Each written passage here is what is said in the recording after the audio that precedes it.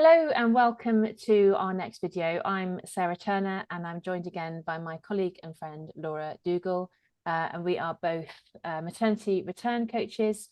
And today we're talking a little bit about maternity coaching in particular and whether or not you need to be a parent, or in our case a mum, in order to be a maternity coach. And I guess before we jump into this, Laura, it's probably quite useful just to talk a little bit about the different terminology that's used. So we often refer to ourselves as maternity return coaches, but we also coach some fathers ourselves. So you'll see organizations kind of refer to this as parental transition coaching or working parent coaching. So it's just useful to kind of maybe clarify that we work with both mums and dads or parents, but particularly we're kind of coming at this today from that kind of maternity lens. Would you say that's fair? Yeah, absolutely. Yeah. So what are your thoughts on this then?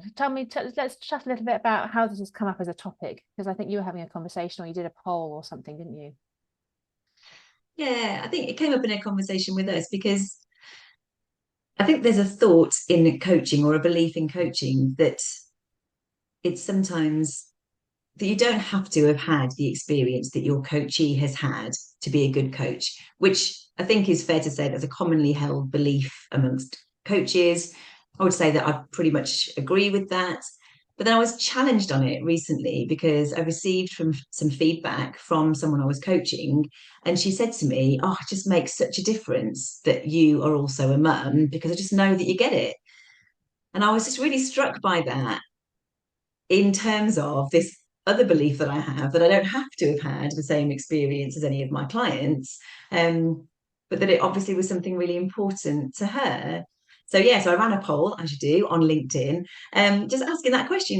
How important is it to you that your coach has had the same experience? And it was a really mixed result.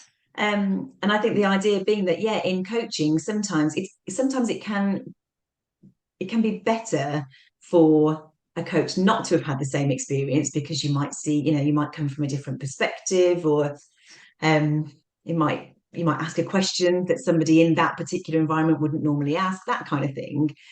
But I think it challenged me, and that's why I brought it into a conversation with you, because I think in this situation, I don't agree with that, and I think that being a maternity return coach, it's not just beneficial to me that I am a parent.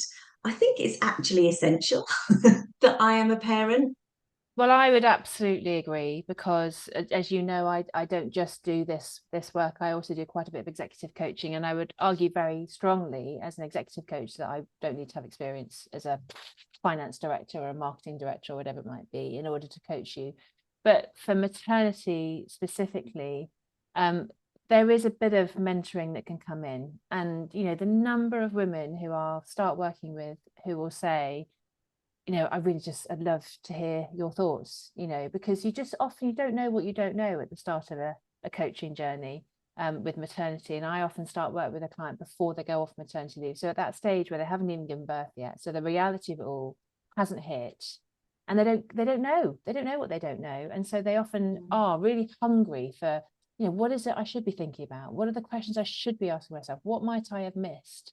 And I'm always really careful when I do go into that. And I say, look, one of the things I know is that when you're first pregnant, you get books and you get friends and colleagues and everyone wants to help and read this book, do this thing, whatever. And you can feel a little bit overwhelmed sometimes with this onslaught of advice and guidance. And I always say, you don't need to sit down with me for 90 minutes for another load of advice and guidance. However, it's there if that's what you want. And I very much let them direct it and choose what they want my input on and how. And of course, it's not only just my own personal experience, it's what I've heard from the hundreds of women I've coached, all of whom will have come at things differently. And I think it's such an important thing to remind parents, isn't there, that there's not one right way of doing things. You've got to find your own way through. Yeah, completely. And I think that's, for me, it's that raised of just awareness of, having children. It's a huge transition. It's a huge life change. For me personally, it shifted completely, like my priorities, the way that I saw my life, what I wanted to be doing. So it had, a really big impact on me. And I would say, so before I started working as a coach, my role was in HR, and part of my job then was welcoming people back to work from maternity leave. And it was only when I had my daughter that I had that realization of like, oh my, there's just so much that I am missing, because like you say, you don't know what you don't know. And that's not to say that my experience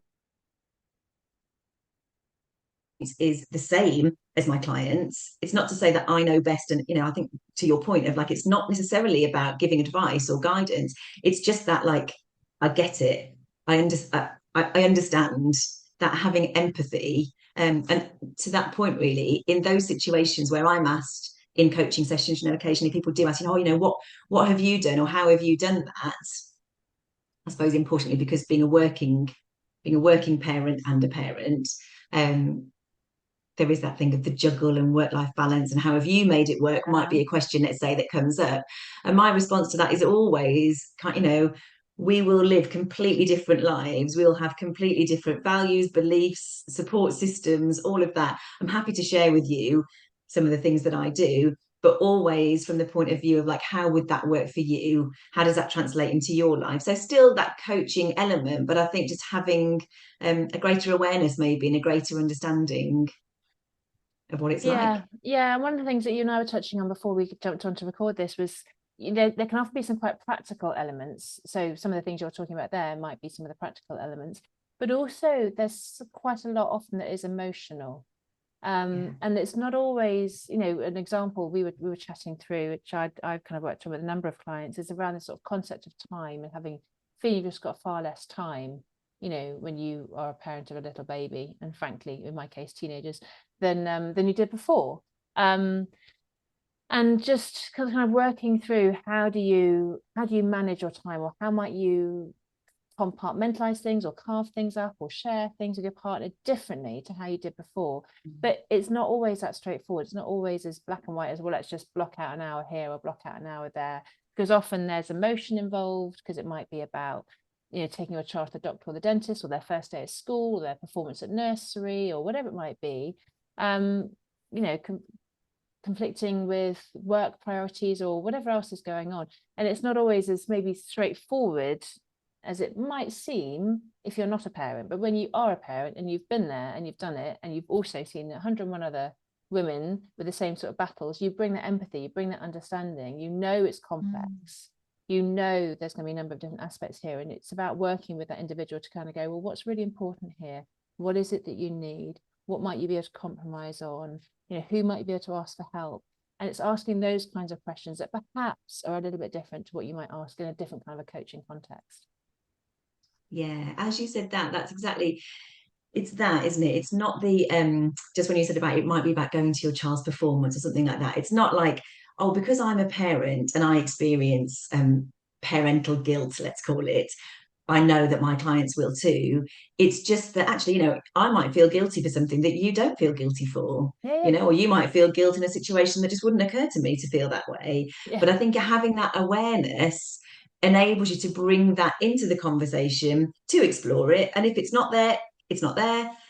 But sort of, yeah, I think you said something before we started this call about naming something for people that they maybe don't even know has a name, and having that moment of like, oh yeah, that's what it is. Yeah. It's not doesn't necessarily mean that that's the thing, but you might just have some peripheral awareness of like, is it about this? Yeah. And if it's not, it's not. But you've been the one to bring it into the conversation. Yeah. There's just something about being seen, isn't there? Being understood, Yeah. in a way that maybe you're not going to be in every single part of your life. So, Yeah. shall we wrap things up there? Yes, perfect. So we hope you've really enjoyed listening to our video today. You'll see that Laura and I do quite a lot together, various blogs and videos that we've recorded over time, which you'll be able to find on both of our pages on LinkedIn. Do get in touch with either of us if you're interested in any of the things that we're talking about. And if you'd like to have a call and explore, we'd be very delighted to do that. So thank you for listening. And yeah, we'll look out for further content coming your way.